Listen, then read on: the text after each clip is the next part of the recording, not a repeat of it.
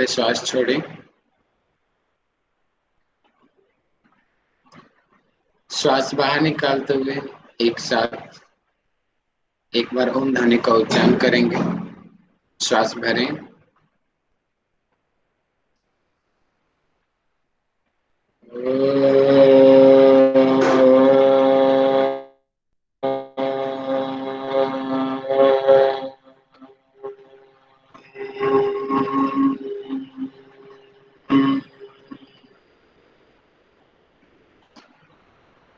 ओम असतो मा सद्गमय तमसो मा ज्योतिर्गमय मृत्युर्मा अमृतं गमय।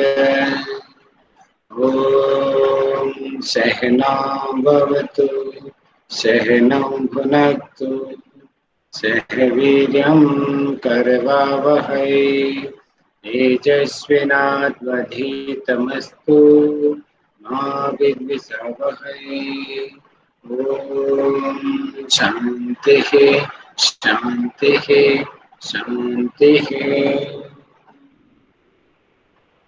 दोनों हाथों को मिलाएं, आपस में रब करें, आंखों पर लगाएं, धीमे से आंखें खोलें। सभी को सादर प्रणाम। प्रणाम सर। प्रणाम जी। आज हम पढ़ने वाले हैं कर्म योग। इससे पहले हमने कर्म योग को भागवत गीता में पढ़ा। आज हम अन्य ग्रंथों के अनुसार कर्म योग को पढ़ेंगे। कुछ दर्शनों में भी इसके प्रकार बताए गए हैं, योग दर्शन के अनुसार भी प्रकार बताए गए हैं, भागवत गीता के अनुसार हम पढ़ ही चुके हैं ऑलरेडी। हाँ, पहले जब हमने भागवत गीता के अनुसार जब पढ़ा था उसमें एक छोटी सी मिस्टेक रहेगी, शायद मेरी ही गलती रहेगी वो बताते हुए। वहां पे हमने, आपको याद होगा, हमने पढ़ा था कर्म के प्रकार। आप लोग बताएंगे भागवत गीता में कर्म कितने प्रकार का है? कर्म अकर्म तीन कर्म तीन प्रकार के। तीन प्रकार का, कर्म अकर्म और विकर्म। हमने वहां पे देखा था कि कर्म जो है, जो शास्त्रों के अनुकूल जो क्रियाएं की जाती हैं उसको कर्म कहा गया है। विकर्म जो निषिद्ध कर्म है, जो नहीं करने चाहिए उनको, पाप कर्मों को विकर्म कहा गया है। और अकर्म में छोटी सी मिस्टेक ये रह गई कि अकर्म की परिभाषा में अगर हम बताते हैं कर्मों का अभाव, वो बिल्कुल सही है, लेकिन एक्चुअल में निष्काम कर्म को ही अकर्म कहते हैं। इस चीज का ध्यान रखेंगे। और अकर्म को ही सर्वश्रेष्ठ जो कर्म माना जाता है। ठीक है जी। तो ये आप पहले वाले जो हमने पढ़ा था उसमें इंप्रूव कर लेंगे आप इस चीज को। सर रिपीट कीजिएगा। अभी जब दोबारा आएगा मैं एक बार दोबारा रिपीट कर दूंगा। कर्म, अकर्म और विकर्म, हमने भागवत गीता के अनुसार तीन प्रकार के कर्म पढ़े थे।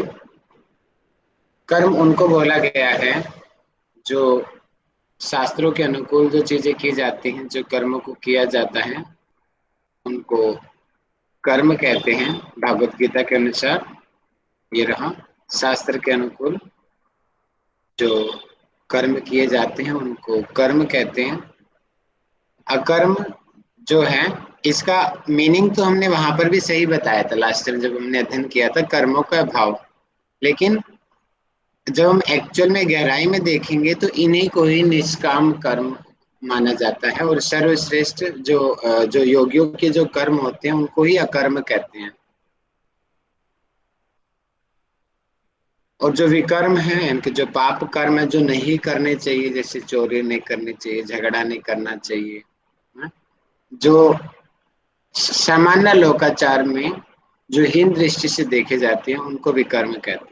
ठीक है, तो अकर्म की जो है उसको आप सुधार लेंगे। ठीक है, क्योंकि कर्म किए बिना तो कोई रह ही नहीं सकता। भागवत गीता में भी स्पष्ट वर्णन मिलता है कि हमारा शरीर पंचभौतिक शरीर है जो इस शरीर प्रकृति का बना हुआ है, इस प्रकृति के अधीन है, वो कर्म करने के लिए बाध्य है। अर्थात वो कर्म किए बिना रह ही नहीं सकता। वो खाना तो खाएगा, वो सांस तो लेगा, इसलिए पूर्णतः अभाव कहीं नहीं हो सकता। हाँ, अनासक्त भाव हो सकता है कि उसको फलों का इच्छा न हो, कार्य तो करे लेकिन उसको फल की इच्छा न हो, वो अकर्म की श्रेणी में आता है। आज हम कर्म योग को थोड़ा और विस्तृत तरीके से पढ़ते हैं। फिर स्क्रीन सब लोगों को विजिबल होगी ना? Yes sir. Yes sir.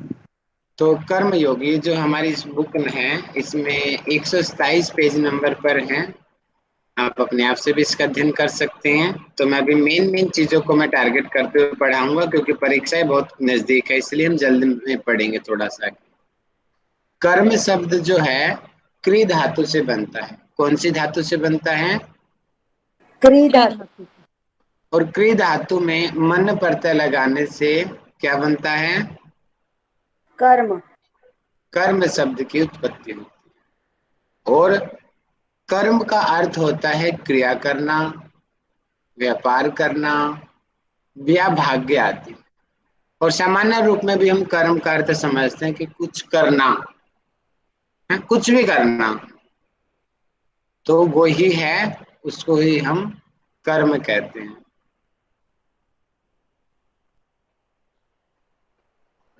जो कर्म करना जो है, क्योंकि जो इस प्रकृति के अधीन है, स्वाभाविक प्रवृत्ति है, करेगा ही करेगा। जैसे हम खाना तो खाएंगे ही, श्वास तो हम लेंगे ही, पानी तो हम पिएंगे ही, मल तो त्याग करेंगे ही, ये भी तो अपने आप में कर्म है। और इसके अलावा हम अपने इच्छाओं की पूर्ति के लिए रोजगार भी करते हैं, पढ़ते हैं, पढ़ाते हैं। मैं भी पढ़ाने का कार्य कर रहा हूँ, आप पढ़ने का कर्म कर रहे हैं, तो ये भी तो कर्म है। तो कर्म के बिना मनुष्य रह ही नहीं सकता। जो इस प्रकृति के अधीन है, जिसने जन्म लिया है, वो कर्म करेगा ही करेगा। ठीक है, इसमें और अच्छे से आगे गहराई से बता रखा है कि ना ही कश्चित क्षणमपि जातु तिष्ठत कार्यम कृत कार्यते हम वंशः कर्म सर्व प्रकृति जय गुण ही। इनकी जो प्रकृति के गुणों के अधीन है, बताएंगे प्रकृति के गुण कौन कौन से हैं? प्रकृति त्रिगुणी है। वात प्रकृति के पित्त गुण कौन कफ। कौन से हैं बताएंगे? वात पित्त कफ।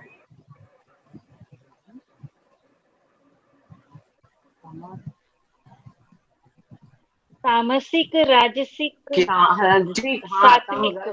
कामराज और सात्विक। को भी नहीं पता प्रकृति के कितने गुण होते हैं? तामसिक त्रिगुणी है, 3 गुण होते तामसिक, हैं। राजसिक, वेरी गुड, सात्विक त्रिगुणात्मक प्रकृति बोला जाता है ना, सात्विक, और राजसिक, तामसिक। तामसिक। हो ना हो, हर कोई इन्हीं गुणों के आसपास घूमता रहता है। कोई सात्विक प्रधान है, कोई राजसिक प्रधान है, कोई तामसिक प्रधान है, लेकिन है इन्हीं गुणों के आसपास। हाँ, उतार चढ़ाव होता रहता है।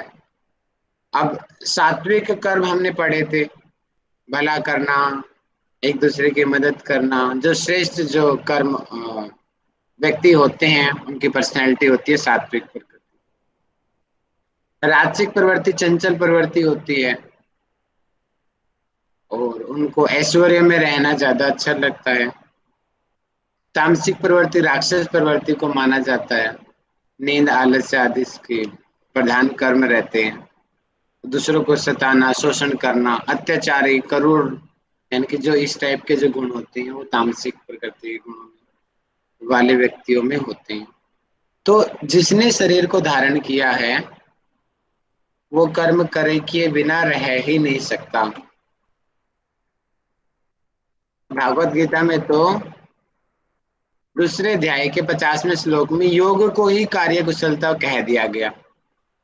अर्थात जो कर्मों में कुशल हो जाना, इसी को योग कहते हैं। अर्थात कर्म तो हर कोई करेगा ही करेगा, उन्हीं कर्मों के अंदर परफेक्टनेस आपको लेकर आनी है, उसी को ही योग भागवत गीता में कहा गया। और इसके अलावा निष्काम कर्म की चर्चा है, और सबसे श्रेष्ठ कर्म उसको माना जाता है कि कर्म करे तो करे कैसे। अर्जुन बोलता है फल की इच्छा तो हम करेंगे, युद्ध में इसलिए तो करूंगा कि मैं जीत जाऊं, खाना मैं इसलिए तो खाऊंगा क्योंकि मैं भूख लगी है। तो वहां पे कृष्ण जी बोलते हैं कि हे पार्थ, कर्म तो किए बिना तो कोई रह नहीं सकता, लेकिन ये हमारे हाथ में है, हम उस कर्म के साथ अटैच होए या ना हो। अर्थात उससे जो रिजल्ट आएगा, हमें उसके साथ नहीं चिपकना है। जैसे आप सभी अभी अध्ययन कर रहे हैं, अब आप लोग अटैच हो गए हैं, कुछ भी हो जाओ मैं 80% स्कोर लेकर आऊंगा, एक दृष्टिकोण से सही है। लेकिन आप इतना अटैच हो चुके हो, अगर आपका एक नंबर भी कम आया तो आप सुसाइड कर लोगे, अपने आप को कोसने लगोगे। ऐसा होता है बहुत जगह पर। आईआईटी जो बड़े बड़े इंस्टीट्यूट हैं, वहां पर इतने सुसाइड के केस दिखाई देते हैं। इतने इंटेलिजेंट बच्चे, एक पॉइंट नंबर कम आ गया और सुसाइड कर लिया। क्यों? क्योंकि बहुत ज्यादा अटैच हो चुके हैं। इतनी ज्यादा अटैचमेंट भी ठीक नहीं है। तो क्या है, डिटैच होके हमें कर्म को करने के लिए बताया गया है कि आसक्ति नहीं रखनी अपने कर्म, निरासक्त होकर कर्म करने हैं, ये समझ के कर्म करने हैं कि ये मेरे कर्तव्य कर्म है, मेरा उत्तरदायित्व है, इसलिए मैं कर रहा हूँ। अब मैं आप लोगों को पढ़ा रहा हूँ तो मेरा उद्देश्य ये है कि ये मेरा उत्तरदायित्व है कि आप लोगों का भी कम समय है तो मैं ज्यादा से ज्यादा ज्ञान आप लोगों को दूं। कम से कम हम छुट्टियां रखें, कम से कम आपका टाइम वेस्ट हो, जिससे एग्जाम से पहले आपका जो है कि परीक्षा की तैयारी अच्छी हो सके। और दूसरे दृष्टिकोण से, जहां पे हम स्वार्थ कर्म के भाव से देखते हैं, भैया हमें तो यूनिवर्सिटी ने 40 मिनट के लिए बोला है, मैं तो 40 मिनट से 1 मिनट भी एक्स्ट्रा नहीं पढ़ाऊंगा। होते हैं बहुत सारे टीचर ऐसे, मैंने देखे हैं, आप लोगों ने भी देखे होंगे। हमें तो नहीं बोला तो हम नहीं पढ़ाएंगे, किसी बच्चे का कॉल अटेंड हम नहीं करेंगे। क्यों? हमें कॉल अटेंड करने के पैसे थोड़ी मिलते हैं, हमें तो 40 मिनट के पैसे मिलते हैं। तो ऐसे जो होते हैं वो सकाम कर्मी होते हैं व्यक्ति, और वो हमेशा ही दुख पाते हैं। तो निष्काम कर्मी जो व्यक्ति होता है, वो कभी अपना स्वार्थ नहीं देखता, वो ये नहीं देखता कि उसको क्या मिलेगा, वो ये देखता है कि जो काम कर रहा है क्या उसमें वो बेस्ट है क्या। टीचिंग का काम है, क्या बच्चे एक्चुअल में सेटिस्फाई हैं क्या, या बच्चों के अंदर ही कंफ्यूजन है। टीचर खुद कंफ्यूज होगा तो बच्चे तो ऑटोमेटिकली कंफ्यूज हो जाएंगे। यानी कि जहां पे हमें फल, हमें क्या मिलने वाला है हमें कुछ नहीं पता, लेकिन इसका मतलब ये नहीं कि फल मिलेगा ही नहीं। जबकि गहराई से देखा जाए तो निष्काम कर्मी को ज्यादा बेहतर कर्म जो फल मिलता है सकाम के मुकाबले, ये एक्चुअलिटी है। निष्काम कर्म योगी को बहुत बढ़ चढ़ के, जिसकी हम कल्पना भी नहीं कर सकते, ऐसा फल मिलता है। लेकिन फल मिलना ये कर्म सिद्धांत है। कर्म सिद्धांत जैसे न्यूटन का लॉ है ना, आप बॉल को दीवार पे मारोगे, बॉल वापस आपके पास आएगी, ठीक ऐसा ही कर्म सिद्धांत है। हम जैसा करेंगे वैसा ही हम भरेंगे। ऐसा हो ही नहीं सकता कि जो चीज की जाए और वो रिवर्स आपके पास ना आए। ये हो सकता है कि आज नहीं, 2 दिन बाद, सप्ताह बाद, 1 महीना बाद, 1 साल बाद, और सनातन परंपरा में तो बोलते हैं अगर इस जन्म में नहीं आए तो अगले जन्म में आएगा। आएगा, लेकिन वो टल नहीं सकता। ये है कर्म का सिद्धांत। जैसा हम करेंगे वैसा ही हमें मिलेगा। हम किसी का अच्छा करेंगे, हमारा अच्छा अपने आप हो जाएगा। हम किसी का बुरा करेंगे, हमारा बुरा ऑटोमेटिक हो जाएगा। आज नहीं तो कल हो जाएगा। और ये आजकल भारतीय परंपरा में तो जन जन के मुख के ऊपर है ये सब। तो कोई बात नहीं, भगवान देखेगा तेरे को। हाँ? बोलते हैं ना अत्याचारी को लोग, हम हमारी पावर नहीं है लेकिन भगवान तुम्हें अपने कर्मों का फल देगा। ऐसा हमारी सामान्य प्रवृत्ति बन चुकी है, क्योंकि ये हमारी भारतीय परंपरा ही ऐसी है। ये ज्ञान हमारे अंदर कुट कुट के भरा हुआ इस तरीके का। क्योंकि हम सभी का अपने ईश्वर के ऊपर काफी श्रद्धा रखते हैं, और हम मानते हैं कि अगर हम उनका अपोजिशन नहीं कर सकते क्योंकि उसकी पावर बहुत हाई है, तो भगवान उसका जरूर दंडित करेगा उसको। तो ये कर्म का सिद्धांत है कि जो जैसा करेंगे वैसा ही भरेंगे। और एक और फॉर्मूला बताया है कृष्ण जी ने कि जिस वजह से कि आपको कर्मों का जो अटैचमेंट है या कर्मों की वजह से जो बंदिश होती है, बंधन का जो कारण है कर्म संस्कार हैं। चाहे वो अच्छे हो या बुरे हो, बंधन तो है ना। तो एक और दूसरा तरीका बताया गया है, वहां पे बताया कि हे अर्जुन, आप कर्म करो और अपने परमात्मा को या मुझे अर्पित कर दो, खुद मत जुड़ो उसके साथ में। तो ये भी निष्काम कर्म के अंतर्गत आएंगे और श्रेष्ठ कर्मों में से हैं। और ऐसे कर्म जो हैं आपको मुक्ति देने वाले कर्म हैं। आपके जो कर्म संस्कार हैं उनको नाश करने वाले हैं, आपके दुखों को दूर करने वाले हैं। कि यहाँ पे कृष्ण जी बोलते हैं कि तू कुछ भी कर सकता है। तू खाता है, तू हवन करता है, तू दान देता है, तू यज्ञ करता है, तू तप करता है, कुछ भी तू करता है, हर चीज को मुझे अर्पण कर दे।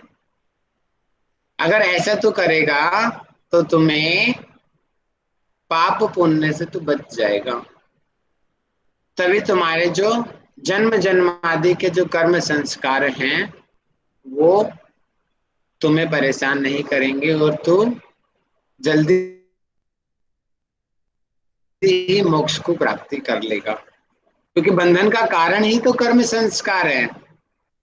जब कर्म संस्कार ही समाप्त हो जाएंगे तो अपने आप ही हम इस देह से मुक्त हो जाएंगे।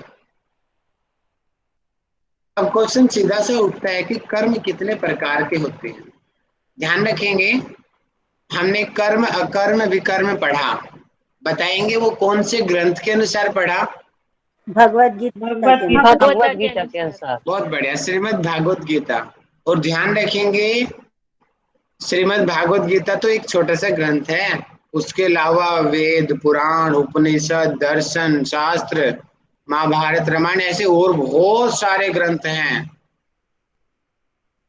तो मिक्स मत करना किसी का किसी में, थोड़ा सा डिफरेंस रखना किस में क्या बताया गया है। ये डिफरेंशिएशन ही आपको योग्यता को बढ़ाएगा, यही आपका स्कोर करेगा। अगर आपने मिक्स कर दिया तो सब गड़बड़, 0 नंबर। तो तो जो सर सामान्य दृष्टि से देखा जाता है। सर इसमें जी जैसे बताइए। कर्म का फल, कर्म कर इच्छा मत रख ऐसा बोला जा रहा है। तो इसमें हम भगवत गीता का जी वो श्लोक डाल सकते हैं क्या? कर्मण्येवाधिकारस्ते मा हाँ, फलेषु कदाचन। रेफरेंस डालो, रेफरेंस डालो, कोई मना नहीं कर सकता। अच्छा, लिख रेफरेंस सकते डाल हैं के मतलब। बात करो आप हर चीज को, बिना रेफरेंस के बात मत करना, ठीक है। ठीक। सर अभी हम पढ़ते समय अब क्वेश्चन उठता है कि कर्म सर कितने प्रकार के होंगे। अध्याय और श्लोक का नाम भी लिखेंगे। वो सोने पे सुहागा हो जाएगा अगर वो भी आपको याद है तो। उससे तो अच्छा कुछ हो ही नहीं सकता। ठीक है, अगर ना याद हो तो कोई बात नहीं, तो सिंपल ग्रंथ का नाम डाल दो, वो तो याद होएगा ही ना। वो मत यस भूल सर। जाना ग्रंथ को है। ऐसे डाल सकते ना, भगवत गीता में कहा गया है कि हाँ, कर्मण्येवाधिकारस्ते मा फलेषु कदाचन मा कर्मफल हेतुर्भुर्माते संगोऽस्ते। वेरी गुड, बिल्कुल सही है। बिल्कुल सही है, कोई गलत नहीं कह सकता। और याद है तो बोलो कि 2/47 का ये श्लोक है। याद है तो अच्छी बात है, और नहीं याद है तो कोई बात नहीं भैया, है ना। अब कर्म को मुख्य रूप से सभी चीजों को देखेंगे तो दो प्रकार के होते हैं। पढ़ेंगे पहला प्रकार, दूसरा प्रकार कौन सा है? विहित कर्म, निषिद्ध कर्म। विहित कर्म और निषिद्ध कर्म। इसके नाम में इसका अर्थ छिपा हुआ है। विहित का अर्थ होता है कि जो किए जाए, जो हितकारी हो, यानी कि विहित कर्म, यानी कि विहित कर्म अर्थात अच्छे कर्म, सुकृत कर्म। ठीक है, यानी कि जो अच्छे कर्म होते हैं, सुकृत यानी कि जो हमें प्रॉफिट देने वाले होते हैं, जो करने योग्य होते हैं, जो हमारे शास्त्रों में बताए गए हैं, ऐसे कर्मों को कौन से कर्म कहते हैं बताएंगे? विहित कर्म। विहित विहित कर्म। कर्म। विहित कर्म। और निषिद्ध कर्म, जिसको हमने भागवत गीता में विकर्म बोला था, विकर्म को ही निषिद्ध कर्म वहां पे कहा गया है। अर्थात जो कर्म करने के लिए हमारे जो ग्रंथ है वो बोलते हैं कि नहीं करने चाहिए, ये रहा निषिद्ध कर्म। जो कर्म शास्त्र के अनुकूल नहीं है। अब बताएंगे शास्त्र के अनुकूल कौन से कर्म नहीं है। निषिद्ध कर्म। निषिद्ध कर्म। निषिद्ध एग्जाम्पल कर्म। दीजिए निषिद्ध कर्म का। चोरी नहीं करना, चोरी करना, हिंसा पागल नहीं करना। करना, झूठ नहीं बोलना, व्याभिचार। ये तो विहित हो गए। ये तो विहित हो गए ना। नहीं निषिद्ध बोला है। चोरी करना निषिद्ध है। हाँ। किसी का मर्डर दूसरों को करना। बेवजह मारना निषिद्ध है, नहीं मारना चाहिए। बेईमानी करना निषिद्ध है ना। व्यक्ति में भेदभाव करना निषिद्ध है। योग्यता के आधार पे आगे बढ़ना चाहिए, ये विहित है। ठीक है, जैसे कि चोरी, हिंसा, झूठ बोलना, व्याभिचारी होना इत्यादि कर्म निषिद्ध कर्म है। और जब हम हमारी अंतरात्मा भी नहीं मानती है, इन कर्मों की एक पहचान भी है। अगर हम आंख बंद करके ये सोचें कि क्या मैं जो काम कर रहा हूँ वो सही है, अंतरात्मा ही ना बोल देगी नहीं गलत है, तो वो सारे के सारे कर्म जो है निषिद्ध कर्म के अंतर्गत आते हैं।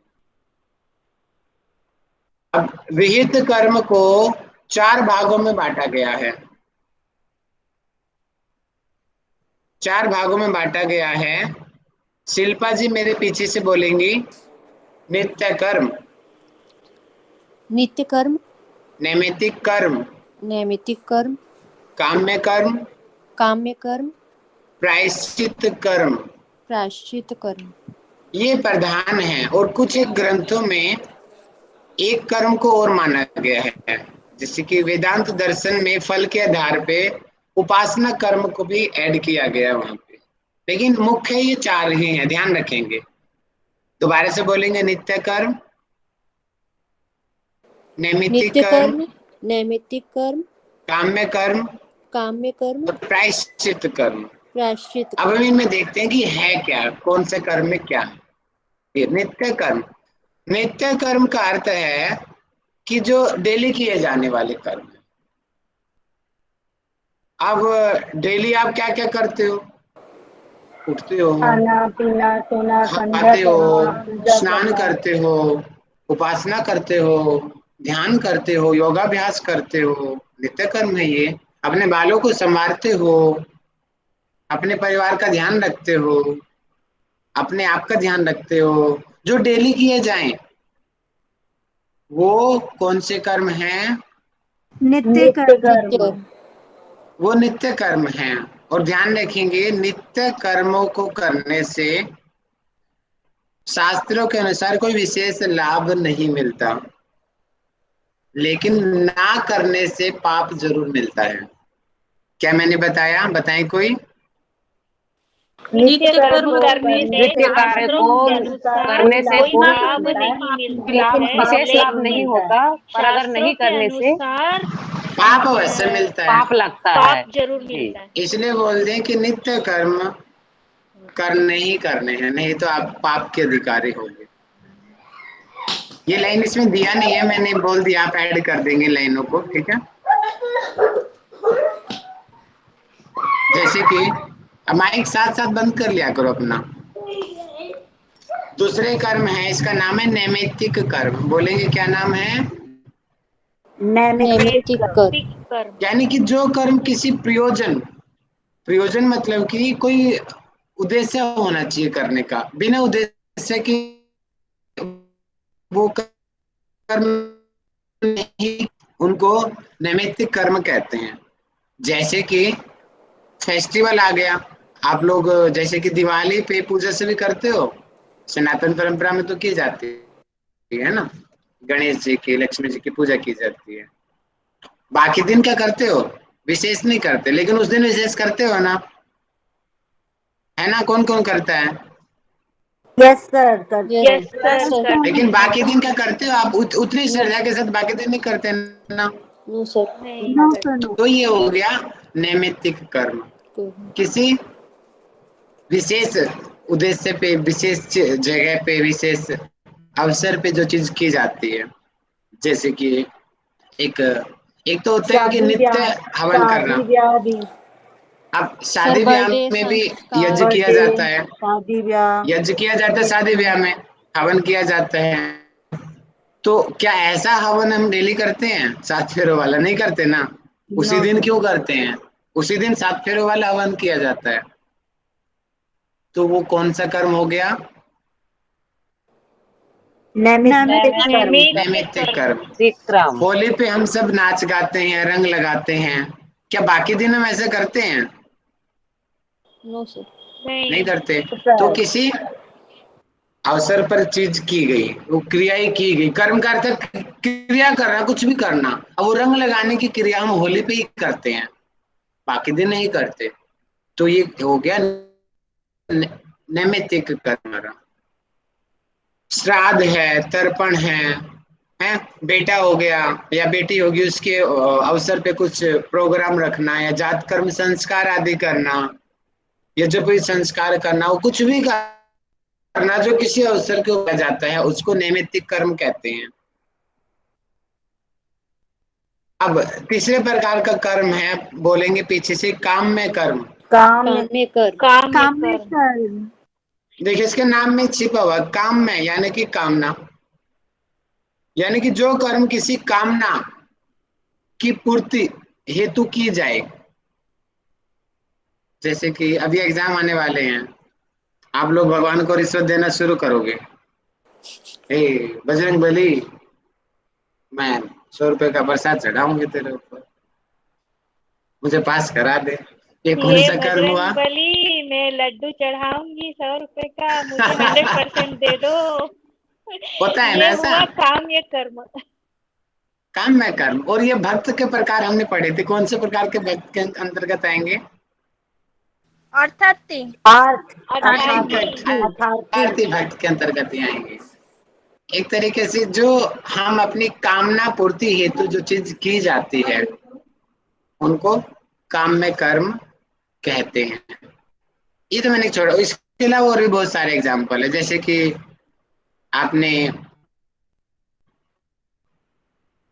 रामायण में भी सुना होगा कि जैसे कि राम जी होता है कि श्रेष्ठ वही अश्वमेध यज्ञ कर सकता है, तो वो उनकी कामना थी एक तरीके से। और भी अपनी कामना हित, जैसे कि राजा दशरथ ने किया था। राजा दशरथ की कोई संतान नहीं थी, तो उसने क्या किया? एक यज्ञ किया पुत्र की प्राप्ति प्राप्ति के लिए। तो उनको राम जी पैदा हुए, भरत हुए, लक्ष्मण हुए, शत्रुघ्न पैदा हुए। वो यानी कि वो जो हवन उन्होंने किया, वो उस कामना हेतु किया कि मेरा पुत्र हो जाए, इसीलिए मैं इस हवन को कर रहा हूँ। इसी प्रकार ऐसे अनेकों चीजें होती है जो किसी कामना हेतु की जाती है। जैसे आप लोग अभी अध्ययन कर रहे हो, कुछ लोगों, कुछ नहीं है, ज्यादातर लोग ऐसे होंगे कि मैं एमए करके मैं जॉब कर लूं, ये कामना है, मुझे स्कूल में अच्छी जॉब मिल जाएगी। इस कामना हेतु आप लोग एमए कर रहे हो। कुछ लोग इस कामना हेतु करते हैं कि मैं एमए कर लूंगी तो मैं पीएचडी कर पाऊंगी, ये भी कामना हो गई। तो कामना हेतु आप कर्म कर रहे हो, तो ये कौन से कर्म हो गए? काम में काम में कर काम्य कर्म, ठीक है। और चौथे प्रकार का जो कर्म बताया गया है, प्रायश्चित कर्म। बोलेंगे क्या है? प्रायश्चित प्रायश्चित कर्म। कर्म। प्रायश्चित का मतलब ही होता है कि कुछ गलत करके, बोलते हैं ना, अगर मैंने कुछ गलत बोल दिया तो सॉरी बोलो। सॉरी बोलने से क्या होता है, कोई मुझे बताएगा? सॉरी का फायदा क्या होता है? पछतावा होता है और मन ऐसा से जो शांत हो जाना द्वेष है वो है, मिट जाता है। प्रायश्चित कर लिया है ऐसा लगता द्वेष है। जो है ये हट जाता है, सॉरी मिट जाता बोलना, ये प्रायश्चित कर्म है। देखिए, कर्म के फल को तो हम रोक नहीं सकते, क्योंकि वो अटल है। जैसा कर्म करेंगे वैसा आपको मिलेगा, लेकिन उसके प्रभाव को कम किया जा सकता है। प्रभाव को कम किया जा सकता है कि ज्यादा बुरा होने से कम बुरा होएगा। अगर हम प्रायश्चित कर्म करते हैं तो बुरा तो होएगा, कम होएगा उससे। तो प्रायश्चित कर्म का यही अर्थ है कि अगर पाप किए तो उसके प्रायश्चित के लिए, यानी कि उसके अगेंस्ट जो चीज की जाती है। जैसे कि हम चल रहे हैं और चींटी हमारे पैर के नीचे आ गई, तो और राम जी गलती होगी, गलती हो गई, सॉरी बोलते हैं, हाथ जोड़ते हैं कुछ समय के लिए, ये मैंने देखा नहीं था, ऐसा हो गया। तो वो एक तरीके का प्रायश्चित कर्म हम कर रहे हैं। चींटी तो मर चुकी है, लेकिन हम हाथ जोड़ के फिर भी हम सॉरी बोल रहे हैं भगवान को, गलती हो गई हमसे, देखा नहीं हमने। तो प्रायश्चित कर्म है। चींटी मर गई, उसका फल तो मिलेगा आपको, लेकिन कम मिलेगा। कुछ बुरा हो गया आपके हाथों, लेकिन बाद में आपको एहसास हुआ, फिर आपने अपनी गलती को माना, फल तो मिलेगा लेकिन कम मिलेगा। तो यही होती है प्रायश्चित कर्म, ठीक है। तो हमने पढ़े कर्म, मुख्य रूप से दो प्रकार के कर्मों में डिवाइड किया गया है, विहित कर्म और निषिद्ध कर्म। विहित के अंतर्गत यानी कि जो किए जाते हैं, मुख्य रूप से चार हम गिनते हैं: नित्य कर्म, नैमित्तिक कर्म, काम्य और प्रायश्चित। कुछ जगह पे उपासना कर्म को भी मान्यता मिलती है। उपासना का अर्थ होता है कि ईश्वर के लिए किए जाने वाले कर्म, ईश्वर को याद करने वाला, जैसे भक्ति योग में जो चीजें आती हैं वो आता है उपासना कर्म के अंतर्गत। तो नित्य कर्म जो डेली किए जाए, जैसे कि नहाना धोना खाना पीना। नैमित्तिक जो किसी अवसर के ऊपर किए जाए, निमित्त के लिए किए जाए, वो नैमित्तिक कर्म होती है, जैसे कि शादी में होने वाला हवन है, और किसी त्योहार पे किए जाने वाली कोई क्रिया, वो नैमित्तिक कर्म है। काम में जो किसी इच्छा की पूर्ति के लिए की जाए, मुझे ये मिल जाएगा तो मैं ये करूंगा। प्रायश्चित, कर्म किया और कुछ गलती हो गई, उस गलती को सुधारने के लिए जो चीज की जाती है उसको प्रायश्चित कर्म कहते हैं। तो और निषिद्ध कर्म जो नहीं करने चाहिए, जो पाप कर्म है, जिनको करने से सामाजिक लोकाचार में वो सही नहीं माने जाते हैं, ऐसे कर्म को निषिद्ध कर्म कहते हैं। और लोकाचार तो नहीं, विशेष अगर आप बोलोगे हमारे ग्रंथों का, ग्रंथ ज्यादा उचित रहेंगे, और वो भी आर्ष ग्रंथ। आर्ष यानी कि वैदिक, जिनको कोई ठुकरा नहीं सकता। अगर उसके अंदर गलत है तो वो निषिद्ध ही होगा। गीता के अनुसार 3 प्रकार के कर्म होते हैं, कर्म, अकर्म और विकर्म। कर्म का मतलब कि जो शास्त्रों के अनुकूल किए, वेदों के अनुकूल किए जाएं, ऐसे कर्मों को कर्म कहते हैं। अकर्म यानी कि कर्म का अभाव, यानी कि तूष्णी अभाव, अर्थात निष्काम कर्म, पूरी तरीके से वो उसकी आसक्ति से विहीन है, आसक्ति अटैच नहीं है वो। विकर्म निषिद्ध कर्म को, यानी कि पाप कर्मों को ही विकर्म कहा गया है भागवत गीता के अनुसार। अब हम पढ़ते हैं योग सूत्र। यहाँ पे योग सूत्र लिखा हुआ है, एक्चुअल में पातंजल योग दर्शन लिखा होता तो और ज्यादा उचित रहता। तो आप लोग पातंजल योग दर्शन लिखना, यहाँ पे क्या लिखेंगे बताएं? पतंजलि योग दर्शन। पातंजल योग दर्शन, ठीक है। उसके जो चौथा पाद है उसका नाम क्या है, बोलेंगे? कैवल्य पाद। चौथा जो पाद है इसको केवल्य पाद है, और इसमें 34 सूत्र हैं। और इसके 7वें सूत्र में कर्म के बारे में बताया गया है। कौन से सूत्र में बताया गया कर्म के बारे में? 7वें सूत्र 7वें में सूत्र में कौन से पाद के? कैवल्य पाद। केवल केवल्य पाद कौन से नंबर का पाद है? चौथे नंबर का। चौथे नंबर का, ठीक है। तो उसके 7वें सूत्र में बताया गया है, ये रहा 7वां सूत्र, ठीक है। तो मेरे पीछे से ब्यूटी दास जी आप पढ़ेंगे, कर्मा कर्मा शुक्ला कृष्णम शुक्ला कृष्णं योगिना योगिना त्रिविधम इतरेसाम, त्रिविधं मितरेशम। ठीक है। कर्मा शुक्ला कृष्णम योगिनस त्रिविध, योगिनस त्रिविध मितरेसाम, ठीक है। मतलब कि इसको हम अलग अलग जो डिवाइड करेंगे कि, यानी कि ये है कर्मा, और ये आ हट के अशुक्ल अकृष्ण हो जाएगा, यानी कि ये वाला कर्म, ये कर्मा अशुक्ल अकृष्ण योगिनस त्रिवेद रेशम की, योगी के लिए तो ये कर्म है। इस कर्म का क्या नाम है? शुक्ल कृष्ण कर्म। अशुक्ल, अगर इसको हम अलग अलग बांटेंगे, अशुक्ल अकृष्ण कर्म बोलेंगे। अगर एक साथ बोलेंगे तो अशुक्ल कृष्णा कर्म। ध्यान रखेंगे, अगर ये हमने अलग अलग करा तो दोनों में ए चला जाएगा, ए दोनों में चला जाएगा, अशुक्ल अकृष्ण कर्म, ठीक है।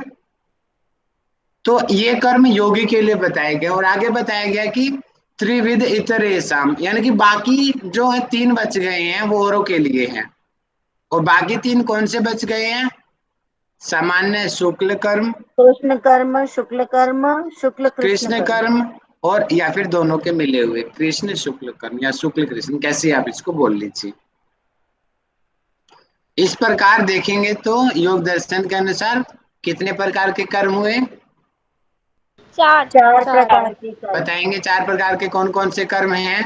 कृष्ण कृष्ण कर्म, कर्म, शुक्ल शुक्ल कर्म, कर्म, शुक्ल शुक्ल कृष्ण कर्म कर्म, और अशुक्ल अशुक्ल अशुक्ल कृष्ण कर्म। कर्म। बहुत बढ़िया, वेरी गुड। अब हम देखते हैं एक एक करके शुक्ल कर्म क्या होते हैं। शुक्ल कर्म का अर्थ है कि जो अच्छे कर्म होते हैं, अच्छे कर्म आप समझिए वो शुक्ल कर्म है, जिनसे हमें सुख मिलता है, ठीक है, उनको हम शुक्ल कर्म कहते हैं। कृष्ण कर्म यानी कि जो पाप कर्म होते हैं, जिनको करने से दुख मिलेगा, है, हमें नरक की प्राप्ति होगी। ये तो नरक और ऐसे समझाने के दृष्टिकोण से लिखा हुआ है यहाँ पे, है, जन्म जन्मांतरों तक हमें उसका पाप का या उनके फलों को भोगना पड़ेगा।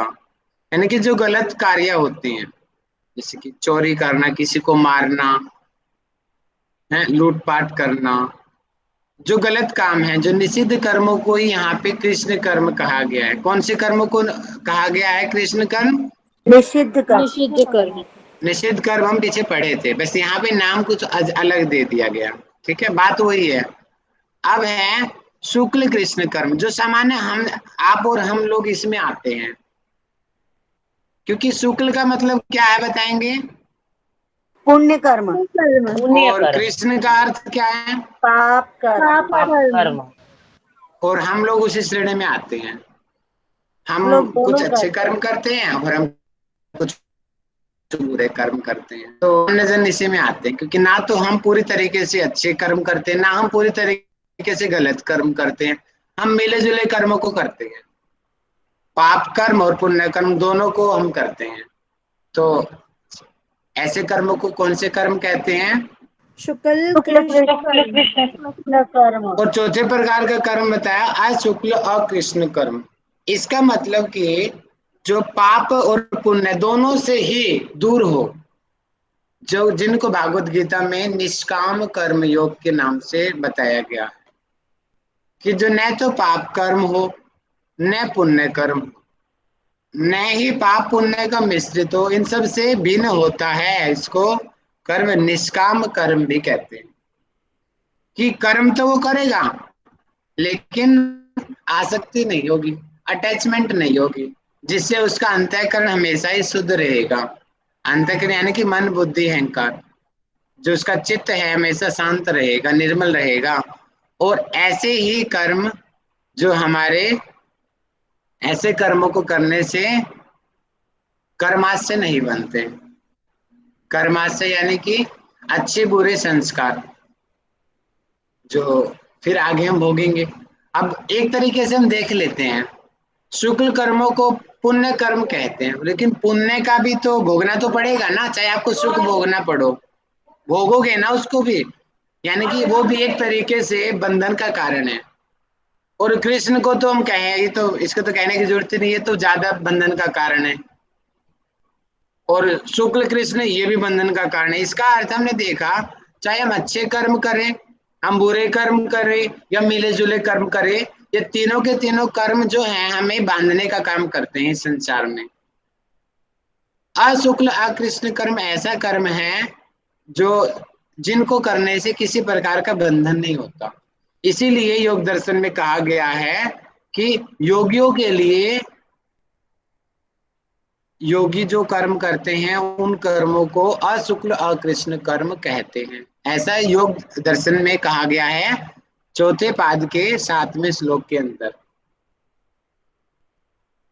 अब वेदांत के अनुसार कर्मों को 3 भेद बताए गए हैं। किसके अनुसार हम पढ़ रहे हैं अभी? वेदांत वेदांत दर्शन के अनुसार। वेदांत के अनुसार। अब मेरे पीछे से प्रेरणा जी पढ़ेंगे। संचित कर्म, संचित कर्म, प्रारब्ध कर्म, प्रारब्ध कर्म, क्रियमान कर्म। क्रियामान कर्म। ठीक है जी, अब एक एक कर को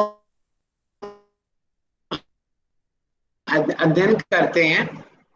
संचित कर्म का अर्थ है, ध्यान से देखेंगे, पूर्व जन्म में, मतलब कि पहले के किए, पूर्व जन्म में हमने जो अनेकों शरीर धारण किए हैं, उन शरीरों में हमने जो कर्म किए वो संचित कर्म कहलाते हैं।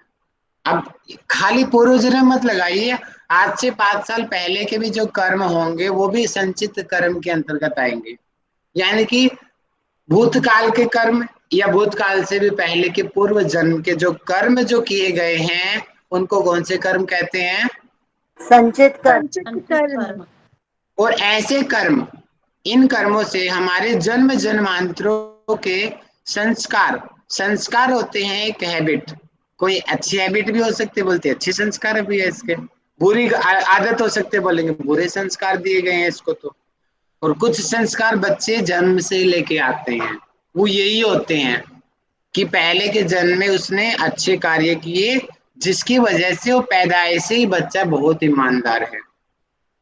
कुछ बच्चे पैदाइशी चोर होते हैं, वो पहले के ही कर्म है उनके, जो बचपन से ही चोरी करना वो सीख, किसी ने सिखाया नहीं है लेकिन वो सीख गया, पहले के संस्कार हैं वो उसके, वो चित्त में संचित मतलब कि स्टोर रहते हैं।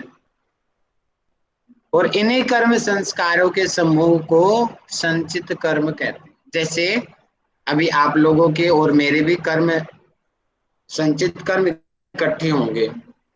मेरे पहले के भी जो पाप कर्म होंगे और पुण्य कर्म भी होंगे। आने वाले टाइम में धीरे धीरे टाइम के साथ में मैं उनको भोग रहा हूँ। सर अभी आपका मुझे आवाज ना कट रहा है, बोलते आपका हैं, आवाज कट रहा है। क्या सब लोगों को कट रहा है? जी sir. Yes sir. Yes sir. जी सर, जी अच्छा सर। जी, आप 1 मिनट दीजिए, मैं नेटवर्क चेंज कर लेता हूँ। हाँ, अभी थोड़ा ठीक हुआ या अभी भी ऐसा ही है? ठीक है सर। ठीक है सर। ठीक है सर। ठीक है सर। अभी ठीक है, चलो शुक्र है। बता देना आगे मुझे। हम थे संचित कर्म के ऊपर, यानी कि जो कर्म हमने पहले किए वो पहले के हमारे स्टोर हैं और वो अब आगे मिलेंगे, भोगेंगे हम। वो भूतकाल के कर्म भी हो सकते हैं और पूर्व जन्म के भी कर्म हो सकते हैं। तो ऐसे कर्मों को कौन से कर्म कहते हैं? संचित कर्म। संचित। संचित कर्म। अब प्रारब्ध कर्म, इनमें थोड़ा सा अंतर देखिएगा आप लोग। प्रारब्ध कर्म ऐसे कर्म हैं जो संचित कर्मों में अति प्रबल है। अब यहाँ पे अति प्रबल है, जैसे कि किसी लड़की की शादी हुई। अब वो उसका संचित कर्म था कि उसकी शादी होगी। अब शादी होते ही उसके पति का देहांत हो गया, यानी कि ये एकदम से जो हुआ उसकी जिंदगी में, वो प्रारब्ध था। बोलते ना प्रारब्ध था, इसको कोई बदल नहीं सकता। कृष्ण जी भी अर्जुन को बोलते हैं कि इनके प्रारब्ध में तो इनको मृत्यु हो चुकी है, मैं इनको मार चुका हूं। प्रारब्ध शब्द का यूज किया जाता है वहां पे। ये जो सामने खड़े हैं इनको मरना ही मरना है, इनके प्रारब्ध में इनकी मृत्यु निश्चित है। प्रारब्ध यानी कि जो अभी अब हम भोग रहे हैं। अब युधिष्ठिर भी बोलता है कि भीम को बोलता है, अर्जुन को बोलता है कि हमारे प्रारब्ध में वनवास लिखा हुआ है, वनवास के लिए हम जा रहे हैं। प्रारब्ध यानी कि जो हमें एकदम से, जो हमारे सामने आ गए हैं कर्म एकदम से, उनको कौन से कर्म कहते हैं? प्रारब्ध कर्म। प्रारब्ध कर्म कहते हैं। वो पहले के होते हैं हमारा, उसको हम भाग्य भी बोलते हैं। सामान्य भाषा में क्या बोलते हैं? भाग्य। भाग्य है। वो अच्छा भी हो सकता है, बुरा भी हो सकता है। भाग्य हमारा, लॉटरी भी निकल गई, बोलेंगे प्रारब्ध में लिखा था इसको 1 करोड़ की लॉटरी निकलनी, प्रारब्ध में लिखा था इसको, इसके साथ इसका व्यापार बंद हो जाएगा, दुर्घटना इसके साथ हो जाएगी। प्रारब्ध को हम दोषी ठहराते, एक तरीके से बोलते हैं भाग्य ऐसा था इसका। तो क्रियमान कर्म बोलेंगे, कौन से कर्म? क्रियामान कर्म। इन्हें आगामी कर्म के नाम से भी जाना जाता है। मतलब कि इसमें थोड़ा आधा लिखा हुआ है, इसकी लैंग्वेज कंप्लीट नहीं है, मैं कंप्लीट कर देता हूँ। इसमें इसमें खाली लिखा हुआ है कि जो आगामी अर्थात जो आगे किए जाने वाले कर्म, भविष्य में किए जाने वाले कर्म, जबकि एक्चुअल में जो वर्तमान में किए जाने वाले कर्म और भविष्य में किए जाने वाले कर्म, दोनों को ही क्रियामान कर्म कहते हैं। जो क्रिया मैं अभी कर रहा हूं और उसका फल मुझे आगे मिलेगा, या मैं कल करूंगा उनका फल और आगे मिलेगा, उनको कौन से कर्म कहते हैं? क्रियामान कर्म। क्रियामान कर्म कहते हैं। और क्रियामान कर्म से ही संचित और प्रारब्ध कर्म बनते हैं। किन कर्मों से संचित और प्रारब्ध कर्म बनते हैं? क्रियामान। क्रियामान कर्म से। क्योंकि आज मैं जैसा करूंगा मुझे भविष्य में वैसा ही तो मिलेगा। और भविष्य क्या है हमारा? संचित और प्रारब्ध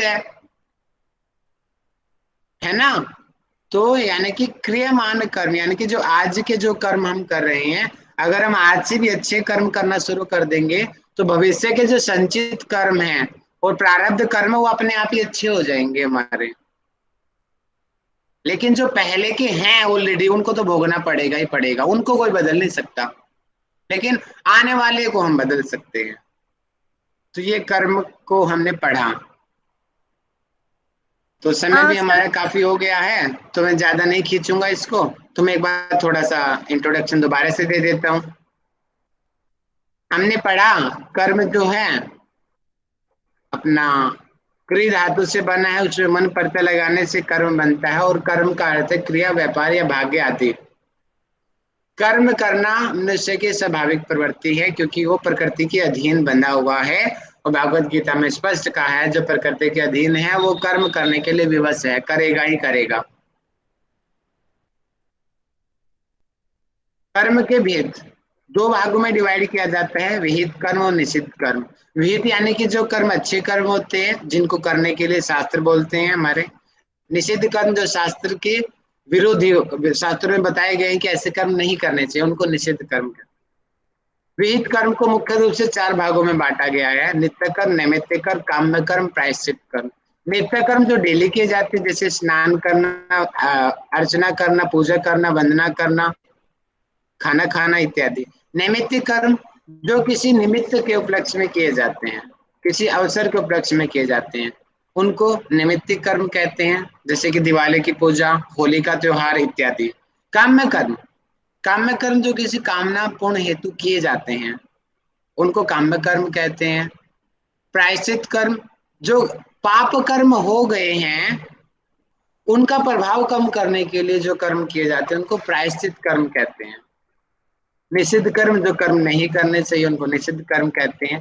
भागवत गीता में 3 प्रकार के कर्म बताए गए हैं, कर्म, अकर्म, विकर्म।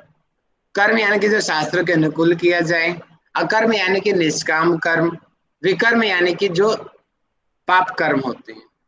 योग दर्शन में 4 प्रकार के कर्म बताए गए हैं चौथे पाद के 7वें सूत्र में। पहला है शुक्ल कर्म, कृष्ण कर्म, शुक्ल कृष्ण, और चौथा प्रकार का अशुक्ल अकृष्ण कर्म। पुण्य कर्मों को शुक्ल कर्म माना जाए है, पाप कर्मों को कृष्ण कर्म मानते हैं, और शुक्ल और कृष्ण, पाप और पुण्य दोनों को मिश्रित जो दोनों प्रकार के कर्म किए जाते हैं वो शुक्ल कृष्ण कर्म के श्रेणी में आते हैं। और जो योगी लोग होता है वो पाप पुण्य और मिक्सिंग दो इन सबसे परे होता है, इसलिए उसके कर्म अशुक्ल अकृष्ण कर्म होते हैं और सबसे श्रेष्ठ कर्म होते हैं। वेदांत के अनुसार 3 प्रकार के कर्म बताए गए हैं, संचित कर्म, प्रारब्ध कर्म और क्रियमान कर्म। संचित कर्म जो पहले हमने किया भूतकाल में या पूर्व जन्म में, उनके जो संचित है, जो संस्कार जो एकत्रित हुए हैं वो हम आगे भोगेंगे, उनको संचित कर्म कहते हैं। और संचित कर्मों में जो प्रधान जो भाग्य जो हम वर्तमान में भोग रहे हैं उनको प्रारब्ध कर्म कहते हैं। और क्रियमान कर्म जो हम अभी कर रहे हैं या आने वाले समय में जो हम करेंगे और उन्हीं से ही हमारे संचित और प्रारब्ध कर्म बनेगा, उनको क्रियमान कर्म कहते हैं। तो आज समय हो गया, इससे ज्यादा मैं नहीं पढ़ाऊंगा, तो जो पढ़ाया उसमें से किसी को कोई क्वेश्चन हो तो बताइए। सर मेरा एक डाउट था, ये सर ये व्याभिचार लिखा हुआ है निषिद्ध कर्म में, उसका क्या मीनिंग है सर? व्याभिचार का मतलब? व्याभिचार में शायद ये हो सकता है कि जो अपने घमंड के हेतु किए जाए, अपनी इच्छाओं से, ओनली मात्र अपने इच्छाओं के लिए किए जाते हैं, उसमें समाज का भला नहीं देखा जाता, सिर्फ अपना स्वार्थ देखा जाता है। ठीक है, चलिए मेरी आगे 6 बजे क्लास है तो मैं शांति पाठ करना चाहूंगा यहीं पे। सभी कमर गर्दन सीधा कर लेंगे, कल से हम 1 बजे मिलेंगे सभी। सर एक क्वेश्चन है, जी प्रेरणा जी। प्रकार और भेद में क्या अंतर होगा? जैसे कि हमारा विहित कर्म और निषिद्ध कर्म ये किस में आएगा? और ये तो पतंजलि दर्शन के अनुसार हमारे 4 कर्म हैं वो तो हमें समझ में आ रहे हैं, वो भेद में आ रहे हैं। और ये जो है विहित एक ही और है, एक ही होता है, एक ही होता है सर। संचय और प्रारब्ध वाला जो बताया सर, वो एक बार प्रारब्ध में वो एक तरह से संचय कर्म ही तो है ना सर? हाँ, संचित कर्म का जो प्रबल है, प्रबल मतलब कि प्रबल है उसका, वो अभी हम भोग रहे हैं उसको। संचित तो बहुत सारे हैं, अब मेरे में संचित यानी कि जो मैंने उस लड़के का एग्जाम्पल दिया, उस लड़के के कर्म में सुख भी है और दुख भी है, लेकिन उस समय वो दुख हावी हो गया, उसके पति की डेथ हो गई, उस समय वो प्रबल हो गया, और आने वाले टाइम में क्या होता है उसको सुख भी मिले। यानी कि उस समय जो संचित कर्म में जो प्रबल है उन्हीं को ही प्रारब्ध कहते हैं, सर प्रारब्ध भाग्य में जिसको हम कहते हैं। प्रारब्ध सर एक तो क्वेश्चन है सर। आगे जाएगा ना सर प्रारब्ध? हाँ जी, सर एक क्वेश्चन है। संस्कार संयुक्त होकर आगे जाएगा ना सर। मतलब मान लीजिए इस कर्म इस उसमें हमने नहीं करा है तो अगले जाएगा, इस तरह का है ना सर प्रारब्ध में। प्रारब्ध तो भोगना पड़ता है हमेशा। हाँ, आप भोगना भोग रहे हो अभी प्रारब्ध अपना। सर एक आपको क्वेश्चन है सर। मेरे को झेलना पड़ रहा है आप सभी लोगों को, ये प्रारब्ध है आपका कि आपको नोट्स बनाने हैं। तो आपको झेलना पड़ रहा है। सर एक क्वेश्चन है सर। सर मैं पूछूं सर क्वेश्चन? जी माधवी जी सर ये बोलिए। इसमें जो आप उस समय हम लोग पढ़े थे, अस्ते मतलब चोरी न करना, है ना? तो मन वचन कर्म से भी सोच मात्र में भी विचार ना आना, है ना? लेकिन यदि हम ये सोचते हैं कि काश मैं राहुल सर की तरह वेदों के ज्ञान में पंडित हो जाती, नेट जीआरएफ क्लियर कर लेती, तो क्या ये भी अस्ते के अंतर्गत आएगा सर? ना, बिल्कुल नहीं। उसको आप पॉजिटिव भी तो ले सकते हो कि जैसे राहुल सर ने मेहनत किया मैं भी ऐसे मेहनत करूँ, तो पॉजिटिव हो गया ना, नेगेटिव कहाँ हुआ? नेगेटिव तो चोरी करना हो गया, मैं राहुल सर की डिग्री को चुरा लूं और राहुल के नाम पे मैं माधवी लिख लूं, वो हो गया ना चोरी। तो डिग्री को चुरा लिया आपने। ज्ञान को चुराना गलत नहीं है, डिग्रियां चुराना। मैंने क्या कहा था? जिससे किसी की हानि होती है सर ज्ञान को तो चुराया नहीं जा वो सकता है चोरी, और जिस चोरी से समाज का कल्याण होता है वो चोरी चोरी नहीं होती है। हाँ नहीं, मतलब सोच मात्र में भी ये विचार ना आना, उसके बारे में मैं बोली थी सर। यदि ऐसे विचार आए तो वो एक तो अस्ते है नहीं सर, होगा ना। ज्ञान को कभी चुराया नहीं जा सकता है, उसको सिर्फ अपनाया जा सकता है। जी बिल्कुल सही है। चलिए हम, मैं आपका ना उत्तर कल दूंगा, नेक्स्ट क्लास के मेरे लोग जुड़ने लग गए हैं और मैं शांति पाठ करना चाहूंगा यहीं पे। हाँ? माफी चाहूंगा, इस समय काफी कम दिया मैंने। नहीं सर, थैंक यू सर। कमर गर्दन सभी सीधा कर लें। ओम सहना भवतु सहनौ भुनक्तु सह वीर्यं करवावहै तेजस्विनात्वधीतमस्तु मा विद्विषावहै। ओम शांति शांति शांति। दोनों हाथों को मिलाएं, रब करें, आंखों पर लगाएं, धीमे से आंखें खोलें। सभी को सदैव प्रणाम। अपने नोट्स बनाएं, ओम कल हम सर। इससे आगे पढ़ेंगे। जी ओम जी, ओम जी। जी thank you sir. Welcome thank जी, यू प्रणाम। सर। Thank you sir.